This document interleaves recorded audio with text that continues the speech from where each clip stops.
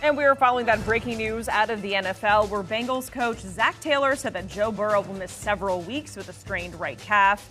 You see it there. Burrow suffered that injury at practice on Thursday and had to be carted off the field. The Bengals are just over 6 weeks away from the start of their regular season, and they're going to kick off their 2023 campaign on September 3rd in Cleveland. That is on CBS. We have Pete Prisco here with us to talk about Joe Burrow. Pete, when we first saw this video yesterday, we came on, we did a segment.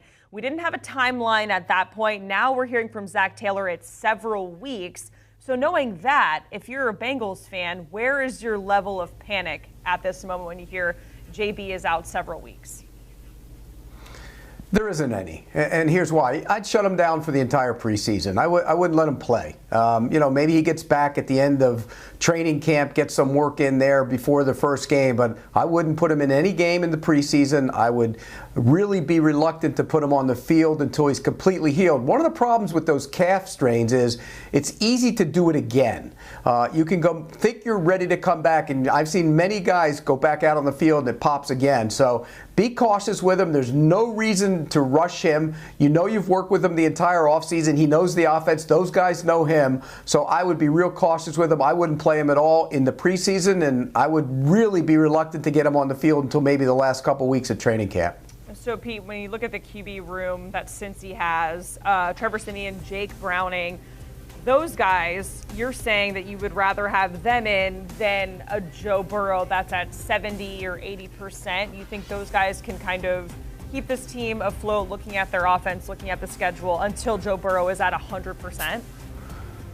No, I mean, if he's going to miss regular season games, that's a problem, but he won't be. But I think this is one of those situations where in training camp and in preseason, it's okay to play your backups. It's okay to play Trevor Siemian and get him the work because at some point, who knows, maybe he'll be forced into play a game or two this year. But as far as, the preseason, let him play. Let those backups play. You're still going to get work with your guys. You're still going to get, the starting offensive line will get work. But I think when it comes to training camp, keep Joe Burrow on the sideline and allow those guys to get to work. If he's not there on opening day, which I think he will be, that would be a major problem for the Cincinnati Bengals. One more thing.